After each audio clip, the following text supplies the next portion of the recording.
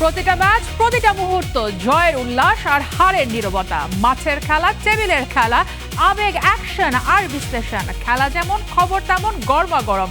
Welcome to Star play world cup edition. আপনাদের সাথে আছে আমি সারা মাহবুব। রিপাবলিক অফ কোরিয়াকে হারিয়ে সবার আগে বিশ্বকাপের নকআউটে স্বাগতিক মেক্সিকো। কাতারকে 6-0 গোলে উড়িয়ে দিয়ে কানাডার ইতিহাস গড়া জয়। মরক্কো ম্যাচের হতাশা কাটাতে ব্রাজিলের সামনে হাইতির বাধা। নেইমারবিহীন দল নিয়েও ছন্দে ফেরার প্রত্যাশা আনচেলত্তির, ছাড় দেবে না লেস গ্রানেডিয়াস। সাগরিকা টাইগারদের সিরিজ বাঁচানোর চ্যালেঞ্জ। দ্বিতীয় টি-20তে মুখোমুখি বাংলাদেশ অস্ট্রেলিয়া। একাদশে একাধিক পরিবর্তনের আভাস। লুইস রোমোর একমাত্র গোলে বিশ্বকাপের প্রথম দল হিসেবে নকআউট নিশ্চিত করল মেক্সিকো। গ্রুপ এ এর ম্যাচে এশিয়ার দল রিপাবলিক অফ কোরিয়াকে 1-0 গোলে হারিয়ে সেকেন্ড রাউন্ড নিশ্চিত করেছে হোস্টরা। নিজের দেশ, নিজের ক্লাবের মাঠ। গুয়াদালাহারায় বিশ্বকাপের এমন একটা ম্যাচে লুইস রোমোর জ্বলে ওঠাটা যেন অবধারিতই ছিল। 31 বছর বয়সী মেক্সিকোর মিডফিল্ডার আশাহতও করলেন না। ম্যাচের একমাত্র গোল করে দলকে পৌঁছে দিলেন পরের রাউন্ডে। বিশ্বকাপের প্রথম ম্যাচে নিজেদের শক্তির জানান দিয়েছিল মেক্সিকো আর রিপাবলিক অফ কোরিয়া দুই দলই। সমান 3 পয়েন্ট নিয়ে দ্বিতীয় ম্যাচ খেলতে নেমে লড়াইটাও হয়েছে হাড্ডাহাড্ডি। ম্যাচের 6 মিনিটেই প্রথম সুযোগ তৈরি করে মেক্সিকো। বক্সের বাইরে থেকে রবার্তো আলভারাদোর শক্তিশালী শট অল্পের জন্য মিস। এরপর সুযোগ নষ্ট করেন ব্রায়ান গুতিয়েরেজও। 19 মিনিটে কোরিয়ার গোলরক্ষক কিম সেউং গিউং এর সেভে আরও একবার গোল মিস মেক্সিকোর। তবে থেমে থাকেনি কোরিয়াও। 40 মিনিটে ইয়ং উয়ের শট বাইরে চলে যায়। 3 মিনিট পরে সন হিয়ং মিনের পাস থেকে লিয়ের নেওয়া শটটাও আটকা পড়ে মেক্সিকোর ডিফেন্সে। ফলে ফার্স্ট হাফ শেষ হয় গোলশূন্য অবস্থাতেই। সেকেন্ড হাফে দুই দল যেন আরও অ্যাটাকিং। আগের ম্যাচ থেকে প্লেইং 11-এ 3 পরিবর্তন নিয়ে মাঠে নেমেছিল মেক্সিকো। তাদেরই একজন রোমো। 50 মিনিটে বাম প্রান্ত থেকে বক্সে ক্রস পাঠান জুলিয়ান কুইনোনেস। বলটি ধরতে এগিয়ে যান কিম সেউং গিউ। প্রথমে বলের নাগাল পেরেও হাত ফসকে বেরিয়ে যায়। ঠিক সেই সময় পেনাল্টি স্পটের কাছে থাকা লুইস রোমো সুযোগ হাতছাড়া না করে ডান পায়ের নিখুঁত শটে ফাঁকা জালে বল জড়িয়ে করেছেন ম্যাচ উইনিং সে গোল। পুরো ম্যাচে 57% সময় বল দখল করে ম্যাচে এগিয়ে থাকার পরও যেটা হলো না রিপাবলিক অফ কোরিয়ার। পুরো সময়ে দুই দলই নিয়েছে সমান 8টা করে শট। মেক্সিকো 4টি লক্ষ্যে রাখলেও কোরিয়া রেখেছে মাত্র 2টি। লড়াইটা জমে উঠলেও শেষ হাসিটা হেসেছে মেক্সিকো। এশিয়ান জায়ান্টদের হারিয়ে টানা 2 জয়ে এবারের বিশ্বকাপের প্রথম দল হিসেবে নকআউটে উঠেছে তারা। গ্রুপ এতে 2 ম্যাচ থেকে পূর্ণ 6 পয়েন্ট নিয়ে সবার আগে রাউন্ড অফ 32-তে মেক্সিকো। অন্যদিকে প্রথম ম্যাচে চেক রিপাবলিককে হারিয়ে 3 পয়েন্ট নিয়ে টেবিলের দ্বিতীয় স্থানে আছে কোরিয়া। আর টেবিলের বাকি দুই দল চেক রিপাবলিক আর সাউথ আফ্রিকার সংগ্রহ 1টা পয়েন্ট। সারা মাহবুব, স্টার প্লে। বিশ্বকাপে গেল রাতটা সুখকর হয়নি এশিয়ার দেশগুলোর। ভ্যাঙ্কুভারের বিসি প্লেস স্টেডিয়ামে এক রাতেই দেখা মিলেছে ফুটবলের সৌন্দর্য, নিষ্ঠুরতা আর আবেগের। জনাথন ডেভিডের হ্যাট্রিক, কানাডার গোল উৎসব। আর সেই আনন্দের মাঝেই ভয়ঙ্কর এক ইনজুরিতে মাঠ ছাড়লেন ইসমাইল কোনে। 9 জনের কাতারকে 6-0 গোলে উড়িয়ে দিয়ে বিশ্বকাপের প্রথম জয় তুলে নিয়েছে কানাডা। তানজিম ঐশীর রিপোর্ট। ম্যাচ জুড়ে তখন কানাডার দাপট, কিন্তু 53 মিনিটে হঠাৎই নেমে এলো নীরবতা। কাতারের আসিম মাদিবর ভয়ঙ্কর ট্যাকেলে গুরুতর আহত কানাডার মিডফিল্ডার ইসমাইল কোনে যন্ত্রণায় কাতরাতে কাতরাতে মাঠ ছাড়লেন। বিসি প্লেসে কানাডা আর কাতার ম্যাচটার এই মুহূর্তটাই হতে পারত সবচেয়ে আবেগী আর আলোচনার বিষয়। কিন্তু এত নাটকের মাঝেও আছেন একজন হিরো, নাম তার জনাথন ডেভিড। এবারের বিশ্বকাপে লিওনেল মেসির পর যিনি দ্বিতীয় হ্যাট্রিক পাওয়া ফুটবলার। শুরু থেকেই শুরু করা যাক। প্রথম থেকেই ম্যাচের নিয়ন্ত্রণ পুরোপুরি ছিল কানাডার হাতে। 16 মিনিটে গোলরক্ষকের ভুলে সুযোগ নিয়ে কাইল ল্যারিন এগিয়ে দেন স্বাগতিকদের। এরপর জনাথন ডেভিডের দুর্দান্ত ভলিতে ব্যবধান দ্বিগুণ হয়। কাতারের দুর্ভাগ্য আরও বাড়ে 2টা কার্ড আর আত্মঘাতী গোলে। বিরতির আগেই নিজের দ্বিতীয় গোল করেন ডেভিড। আর যোগ করার সময় আসে রাতের সেরা মুহূর্ত। নিজের হ্যাট্রিক পূরণ করেন জনাথন ডেভিড। তার ইতিহাস গড়া গোলের সঙ্গেই ৬-০ ব্যবধানে বিশ্বকাপে নিজেদের প্রথম জয়ের স্বাদ পায় কানাডা। শুধু জয় নয়, ১৯৬৬ সালের পর প্রথম স্বাগতিক ফুটবলার হিসেবে বিশ্বকাপে হ্যাটট্রিকের কীর্তিও গড়েন ডেভিড। আর নকআউটের স্বপ্নে নতুন করে ডানা মেলল Canada. Tanzim Mosib, Star Play. এক গোলে অমীমাংসিত রইল চেক রিপাবলিক ও সাউথ আফ্রিকার লড়াই। সাদিলেকের গোলে চেকিয়ারা এগিয়ে গেলেও শেষ মুহূর্তে মোকোয়েনার গোলে ড্র নিশ্চিত করে সাউথ আফ্রিকা। বৃহস্পতিবার রাত 10টায় মুখোমুখি হওয়া চেক রিপাবলিক ও সাউথ আফ্রিকার মধ্যকার হাড্ডাহাড্ডি লড়াইটা শেষ পর্যন্ত এক গোলেই ড্র হয়েছে। ম্যাচের শুরু থেকে আক্রমণাত্মক ফুটবল উপহার দেয়া চেক রিপাবলিক প্রথমার্ধেই লিড নেয়। দলের হয়ে গোল করেন মিডফিল্ডার মিশেল সাদিলেক। ম্যাচে পিছিয়ে পড়ে ঘুরে দাঁড়াতে মরিয়া হয়ে ওঠে সাউথ আফ্রিকা। রক্ষণভাগ সামলে একের পর এক আক্রমণে প্রতিপক্ষকে চাপে রাখে তারা। অবশেষে ৮৩তম মিনিটে তাদের সেই প্রচেষ্টা সফল হয়। তো তেবোহ মোকোয়েনা দুর্দান্ত এক গোলের সমতা ফেরান। শেষ পর্যন্ত কোনো পক্ষই জয়সূচক গোল করতে না পারায় ড্র নিয়ে সন্তুষ্ট থাকতে হয় উভয় দলকে।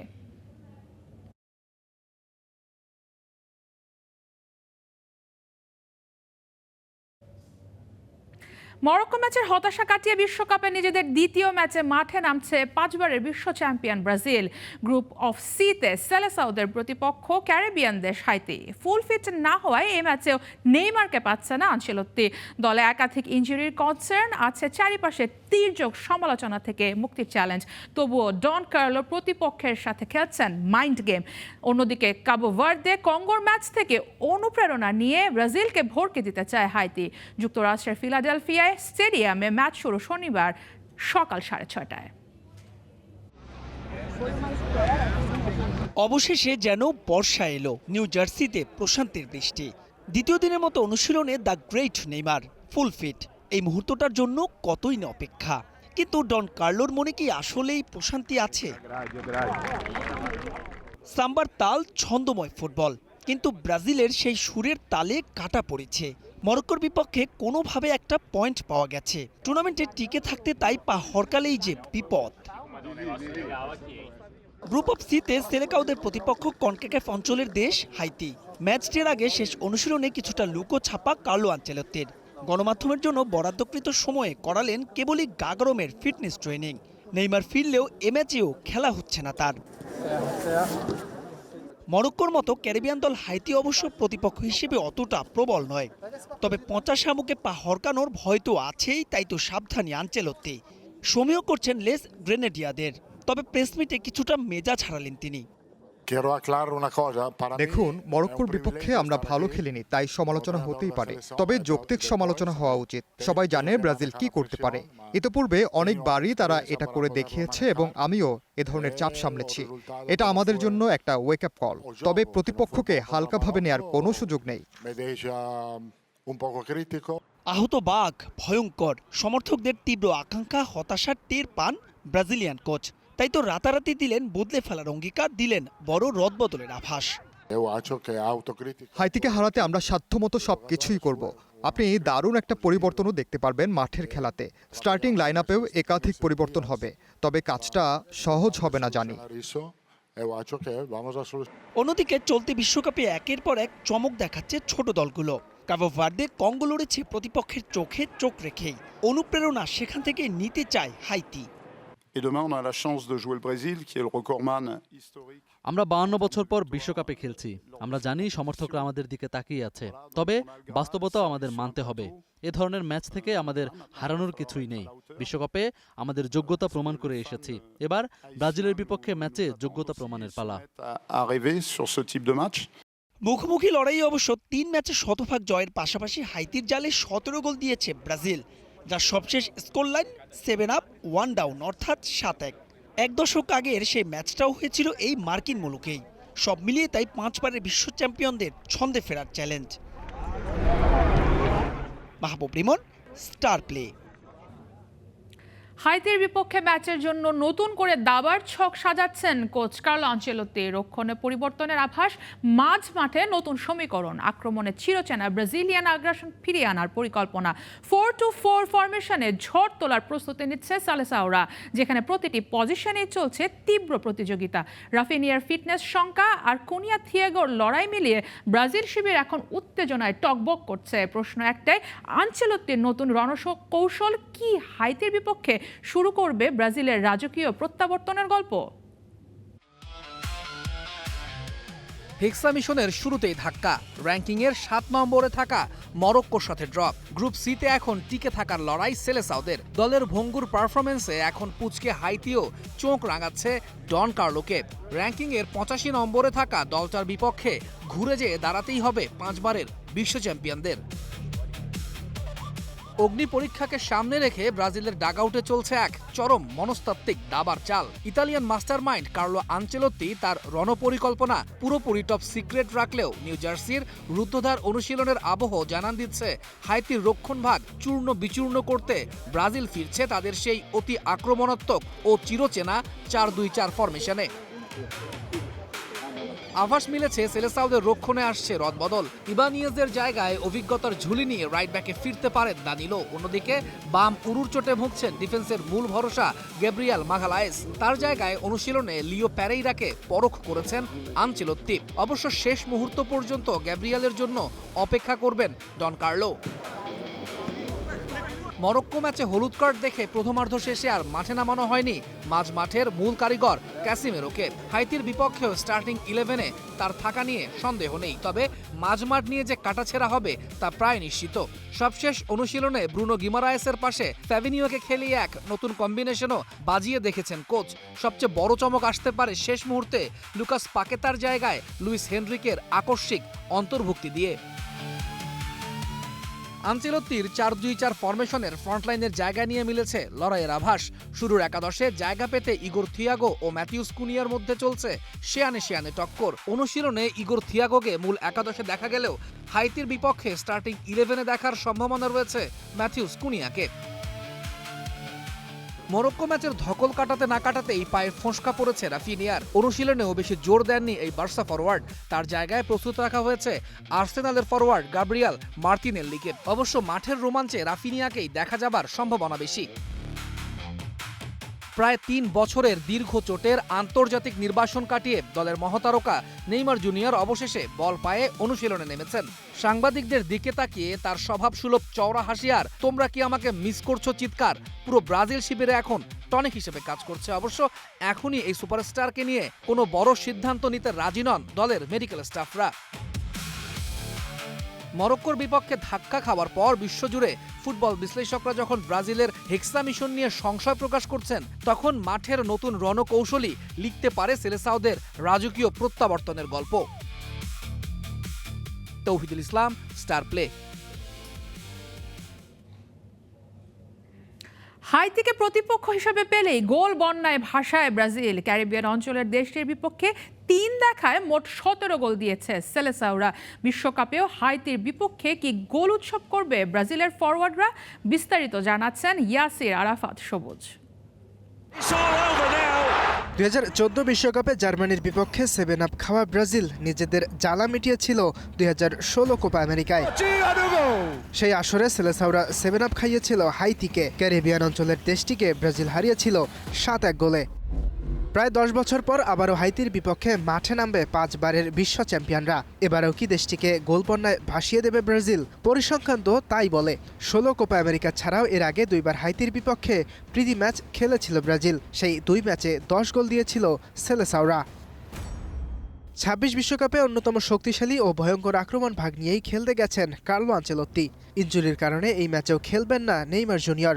তবে তাতেও ব্রাজিলের আক্রমণের খুব একটা সমস্যা হবে না। বর্তমান সময়ের অন্যতম ভয়ঙ্কর উইঙ্গার ভিনিসিয়াস জুনিয়র, যার গতি আর ড্রিবলিং দুঃস্বপ্নের মতো প্রতিপক্ষের ডিফেন্ডারদের কাছে। মরক্কোর বিপক্ষে ভিনির জন্যই রক্ষা পেয়েছে ব্রাজিল। হাইতির বিপক্ষেও ভরসার নাম রিয়াল মাদ্রিদ ফরওয়ার্ড। এছাড়াও রাফিনিয়া, ইগোর থিয়াগো, কুনিয়া, এন্দ্রিক মার্তিনল্লিরা হাইতির ডিফেন্ডারদের বিপক্ষে হয়ে উঠতে পারেন ভয়ঙ্কর। প্রথম ম্যাচে মরক্কোর বিপক্ষে ড্র করায় এবার জয়ের ক্ষুধাও আরও তীব্র ব্রাজিলের জন্য। শুধু 3 পয়েন্ট নয়, গোল ব্যবধান বাড়ানোর লক্ষ্য থাকবে আনচেলত্তির দলের। অন্যদিকে স্কটল্যান্ডের বিপক্ষে প্রথম ম্যাচ হেরেছে হাইতি, তাই তারা থাকবে কিছুটা বাড়তি চাপে। তবে এবারের বিশ্বকাপে ছোট ছোট দলগুলো বেশ ভালো করছে। স্পেন, পর্তুগালের মতো দলগুলো জয়বঞ্চিত হয়েছে কাবো ভার্দে ও কঙ্গোর বিপক্ষে। তাই ব্রাজিলকেও থাকতে হবে সতর্ক। এই ম্যাচে অঘটন ঘটলেই বিশ্বকাপ শেষ হয়ে যাওয়ার সম্ভাবনা হেক্সার স্বপ্নে বিবর থাকা দলটির জন্য। ইয়াসির আরাফাত সবুজ, স্টার প্লে। মরক্কোর বিপক্ষে হোঁচটের পর মিশন হাইতি, আর এই এক ম্যাচেই বদলে যাবে সব হিসাব।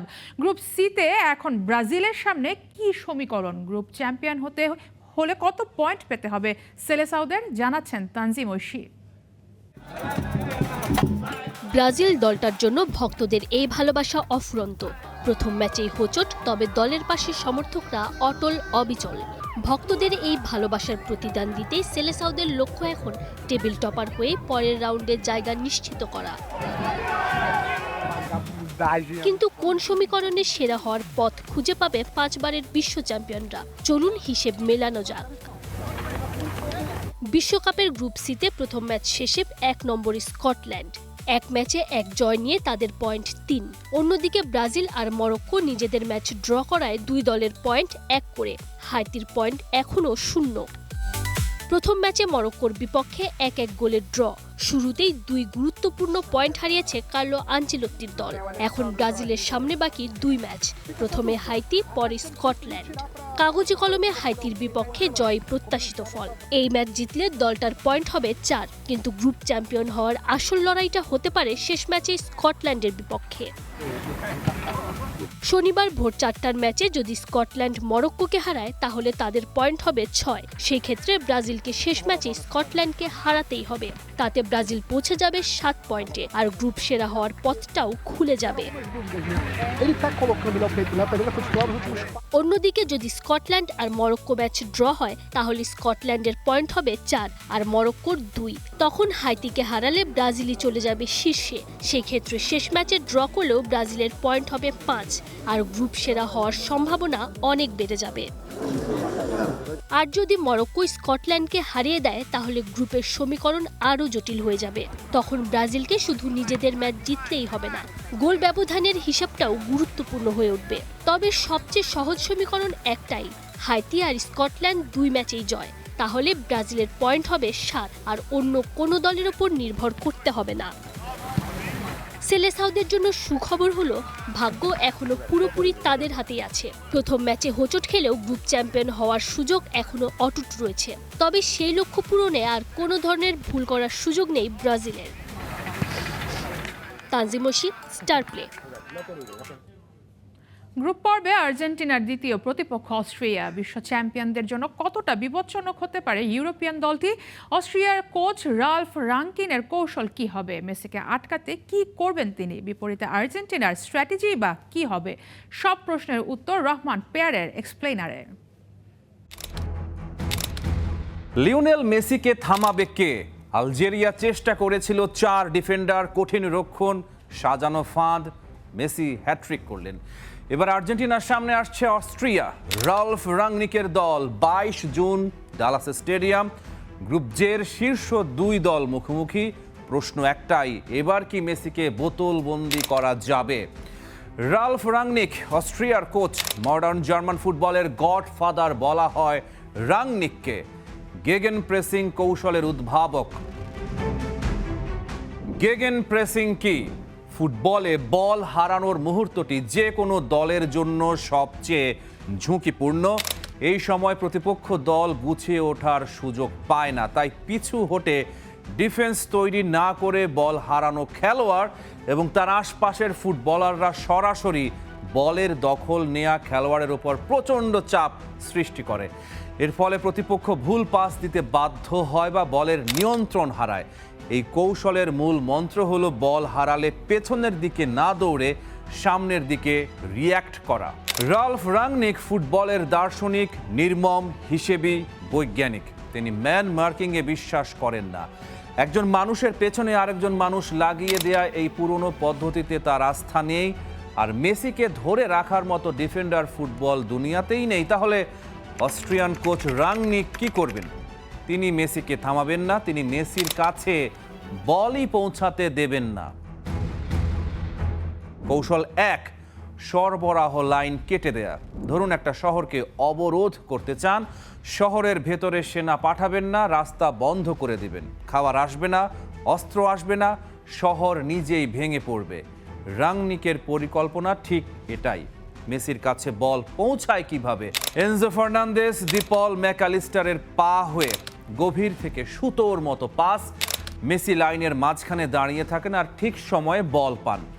রাংনিকের অস্ট্রিয়া সেই সুতো কাটার চেষ্টা করবে। 4-2-3-1 ফরমেশনে অস্ট্রিয়ার ফরওয়ার্ড এবং midfield line Enzo Fernandez, De Paul, ম্যাকঅ্যালিস্টারদের ঘিরে ধরবে, চাপ দেবে, তাড়া দেবে, সময় দেবে না ভাবতে, বল হারাতে বাধ্য করবে মেসির কাছে পৌঁছানোর আগেই। রাংনিকের কৌশল সহজ। প্রতিভাবান মানুষ তখনই ভয়ঙ্কর যখন সে সুযোগ পায়। সুযোগটাই বন্ধ করে দাও। কৌশল 2, মাঝ মাঠে স্পেস বন্ধ করো।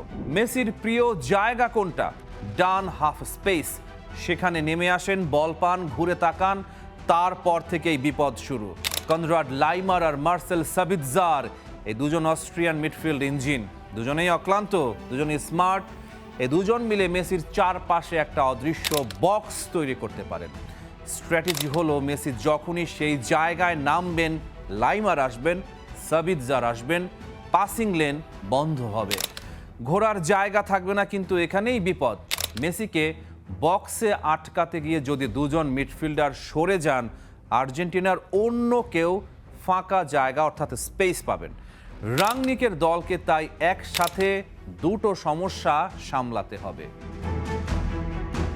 কৌশল 3, ফ্ল্যাট ডিফেন্স, কোনো ফাঁক নেই। মেসির সবচেয়ে মারাত্মক অস্ত্র কোনটা? থ্রু বল, কোনাকুনি পাস, ডিফেন্ডারের পেছনে দৌড়ানো রানারের জন্য। অস্ট্রিয়ার রক্ষণ সেই ফাঁকটাই বন্ধ করে দেওয়ার চেষ্টা করবে। 4 জন ডিফেন্ডার একটা সমতল রেখায় থাকবে। ফুল ব্যাক আর সেন্টার ব্যাকের মাঝখানে কোনো ত্রিকোণ তৈরি হবে না। দাভিদ আলাবা অভিজ্ঞ স্মার্ট লিডার, তিনি ডিফেন্স লাইনের মাঝখানে দাঁড়িয়ে পুরো সিস্টেম নিয়ন্ত্রণ করবেন। মেসি বল পেলেও দেখবেন কোনো দরজা খোলা নেই। কিন্তু তত্ত্ব আর মাঠ এক নয়, কারণ মেসি সেই মানুষ যিনি বন্ধ দরজায় জানালা খুঁজে পান।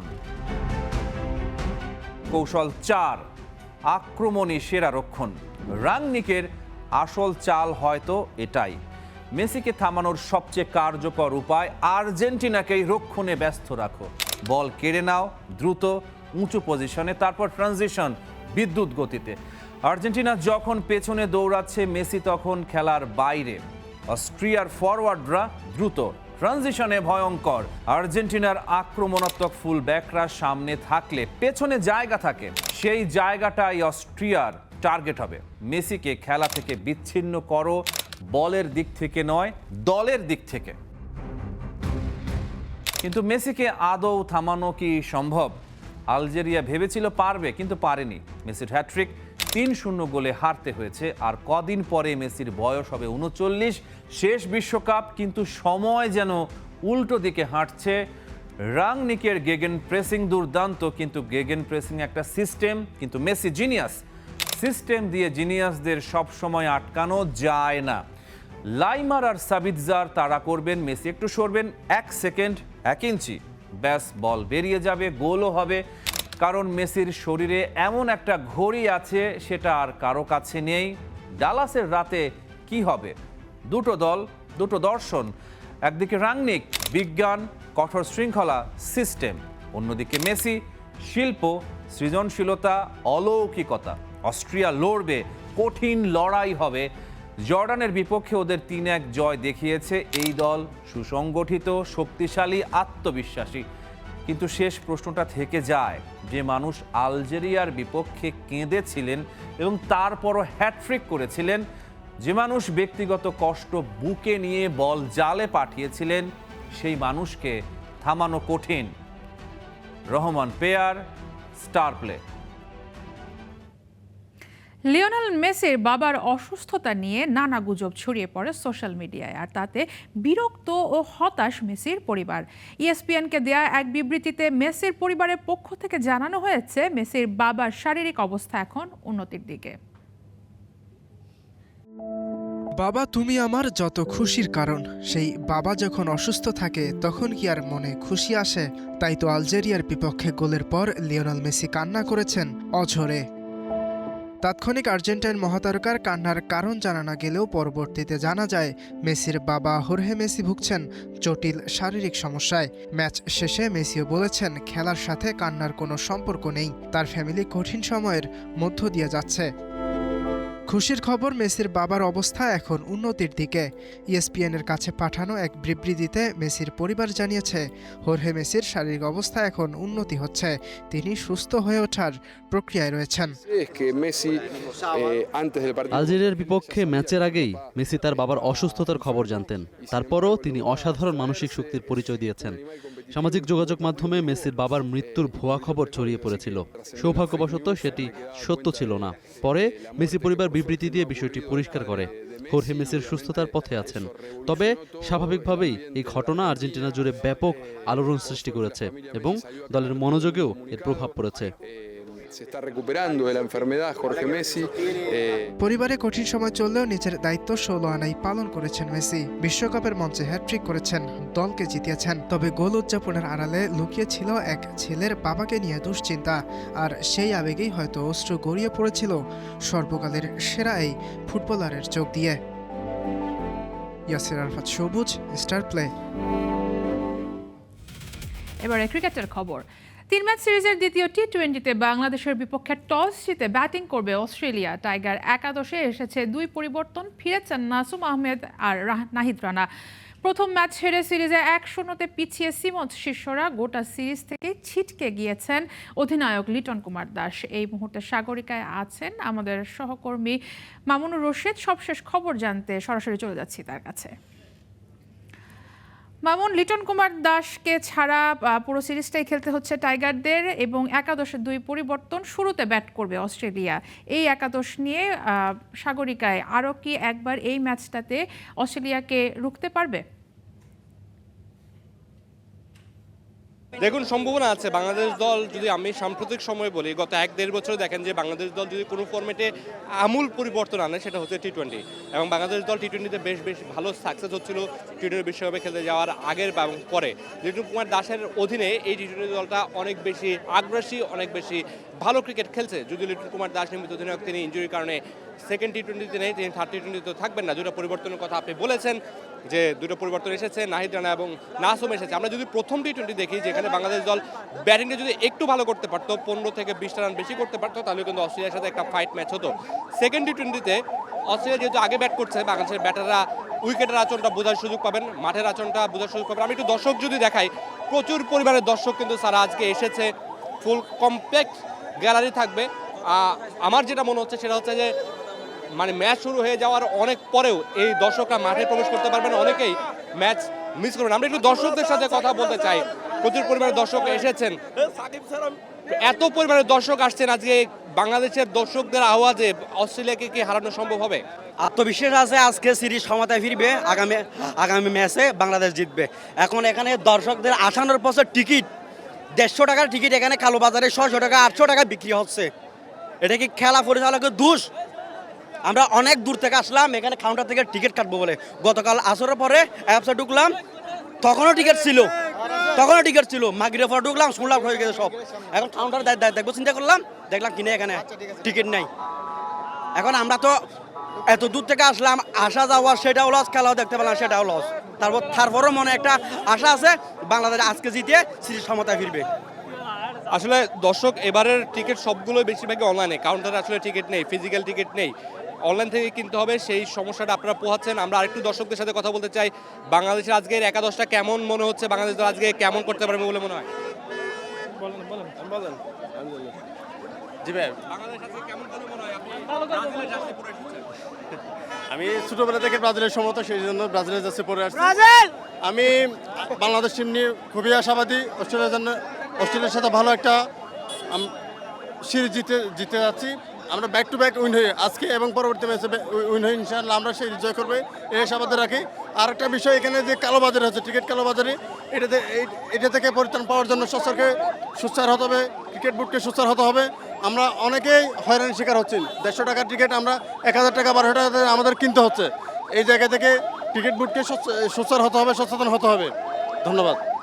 দর্শকরা যেটা বলছিলেন যে আসলে একটা নিয়মিত অভিযোগ আমরা সব সময় পাই, টিকিট কালোবাজারির একটা অভিযোগ পাই যে ম্যাচের আগে টিকিট কালোবাজারি হয়ে থাকে। তবে সেটি সত্ত্বেও বাংলাদেশের যে দর্শকরা আছেন, ক্রিকেট প্রেমী দর্শকরা আছেন, তারা মাঠে ছুটে এসেছেন বাংলাদেশের খেলা দেখার জন্য, বাংলাদেশকে জিতিয়ে বাড়ি ফেরার জন্য। সারা আমরা হয়তো ম্যাচ শেষে সেই আপডেটটা দিতে পারবো বাংলাদেশ দল আসলে জিতলো না হারলো, সে পর্যন্ত অপেক্ষা করতে হবে এই দর্শকদের এবং আমাদেরও। সারা মামুন, ধন্যবাদ আপনাকে। জানাচ্ছিলেন বাংলাদেশ অস্ট্রেলিয়া টি-20 সিরিজের সবশেষ খবর এবং দর্শকদের ভিড়টা আমরা দেখতে পাচ্ছি। সিরিজকে সমতায় ফেরাতে দর্শকরা কতটা ভিড় করেছে মিরপুরে, চট্টগ্রামে, দুঃখিত। প্রিয় দর্শক, খেলাও থামবে না, খবরও থামবে না। বিশ্বকাপের প্রতিদিন দুপুর 1টা, রাত 8টা এবং রাত 11টায় স্টার প্লের বিশেষ আয়োজন দেখার আমন্ত্রণ জানিয়ে শেষ করছি আজকে star play world cup addition.